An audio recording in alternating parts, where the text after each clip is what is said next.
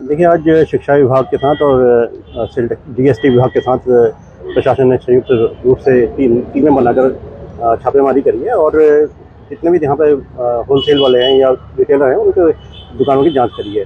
तो प्रथम दृष्टया यह पाया गया है कि कुछ जगह पे जैसे बैठने की व्यवस्था है या पंखे इत्यादि की व्यवस्था है, क्योंकि गर्मी के दिन है, पानी और पंखे इत्यादि की व्यवस्था के लिए कहा गया है और साथ ही एक विस्तृत जाँच भी की गई है। अभी जाके उसमें जांच पे जो भी अग्रिम कार्रवाई बनती है शिक्षा विभाग को उसके लिए निर्देशित किया जाएगा। ये अभी जैसे हमारा नया सत्र शुरू हुआ है, उसके बाद से हम लोगों ने स्कूल्स के साथ बैठक की थी और शिक्षा विभाग के माध्यम से कई निर्देश भी जारी किए थे।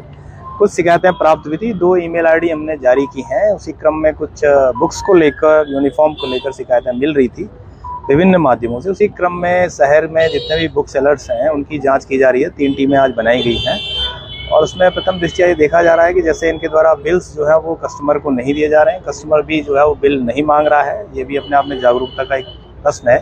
साथ में जो रेफरेंस बुक हैं उनकी भी जांच की जा रही है कि उनका रेफरेंस बुक किस तरह से ये कहाँ पब्लिशर्स कौन हैं, उनके नंबर्स चेक किए जा रहे हैं और इसके अलावा भी अन्य पहलुओं पर जाँच की जा रही है।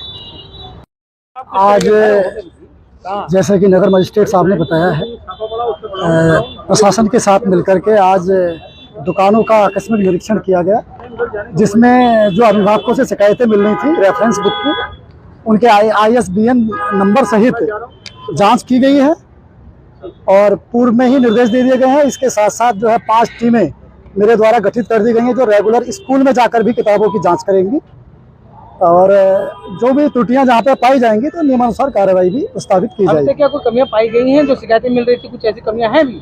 अभी हमने जो रेफरेंस बुक देखी है तो उनको किस किस स्कूल की बुक सेलर के यहाँ से जाती हैं वो जानकारी ली है और बुक्स भी हमने कुछ ले ली है, जिसका अध्ययन करने के बाद में कार्रवाई प्रस्तावित की जाएगी। एजुकेशन डिपार्टमेंट एंड प्रशासन के गाइडलाइंस के हिसाब से ही काम करते हैं। सिर्फ ये चीज होती है कि 10 दिन में भीड़ इतनी हो जाती है कि हम उस समय बिल्स नहीं काट पाते हैं अभिभावकों के लिए। हम 5 अप्रैल में कह सकता हूँ सारे बुक सेलर्स 5 अप्रैल के बाद से बिल काटना स्टार्ट करते हैं। सारे स्टॉक की इन्वेंट्री मेंटेन होती है।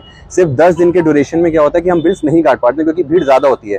आर्मी वाले हैं बहुत सारे, उनको सब बिल्स लगाने के लिए चाहिए होते हैं, क्लेम करने के लिए। तो हम 5 अप्रैल के बाद सबको बिल देते हैं।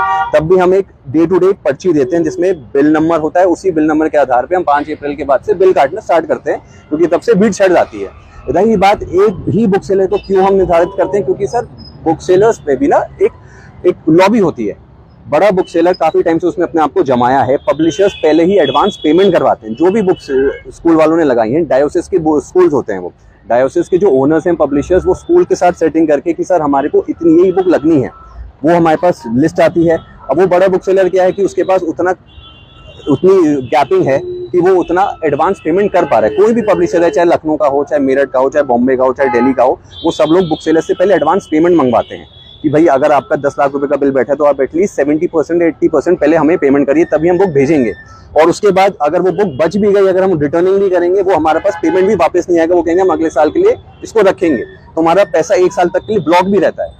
तो इसी वजह से कुछ ही होता है। उसके बाद हम पूरे साल स्कूल को सर्विसेज भी देते हैं। जिस प्रकार प्रशासन ने आज बुक सेलरों को सर महंगी किताब की बात नहीं है, किताबें ऑलमोस्ट मेरे हिसाब से सिर्फ कुछ होंगी जो एक आध प्राइसेस ऊपर रहती हैं, बट मेजोरिटी हैं उसी इक्विवेलेंट जो एनसीईआरटी के उसमें है। बस उसमें थोड़ा बहुत कंटेंट नहीं होता है और आज की डेट में इतना कंपटीशन है, boys and girls have to reach heights. जिस हिसाब से टेक्नोलॉजी बदल रही है, थोड़ा सा उनको एनसीईआरटी के हिसाब से वो नहीं पढ़ पाएंगे जितना कंपटीशन है पूरी दुनियादार में।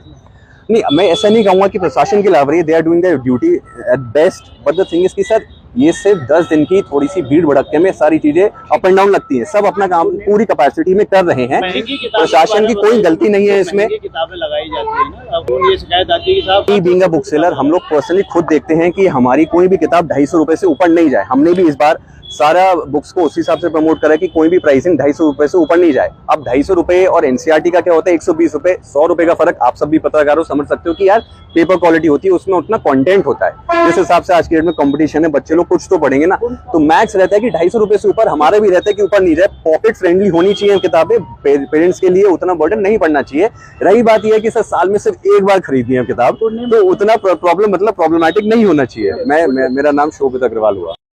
यहाँ पर हर साल पब्लिक स्कूलों की एक तो मनमानी है, जिसमें अपनी ही लिखी हुई किताबें यहाँ पर देते हैं। जब गवर्नमेंट ने एनसीईआरटी लागू कर रखी है तो एनसीईआरटी के की बुक्स ही ये चुने पढ़ाते हैं। एक्स्ट्रा ये अपने सब्जेक्ट के हैं, अपनी बुक्स हैं, ये बार बार जोड़े जा रहे हैं और जिनमें इनका अपना एक कमीशन भी बना हुआ है।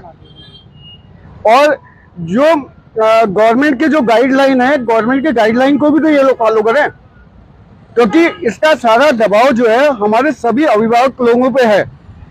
फीस बढ़ोतरी आप अगर देखेंगे तो हर पब्लिक स्कूलों ने सुविधा के नाम से 500, 1000, 2000 रुपए बढ़ा रखी है। साथ ही में उन्होंने देखा जा रहा है कि ये एनुअल चार्ज के नाम से पैसा ले लें। बुक्स हमें एक ही दुकान से लेनी है, कॉपी किताबें हमने एक ही दुकान से लेनी है, साथ में ड्रेसेस एक ही दुकान से लेनी है। तो बताइए इन चीजों का मतलब क्या है?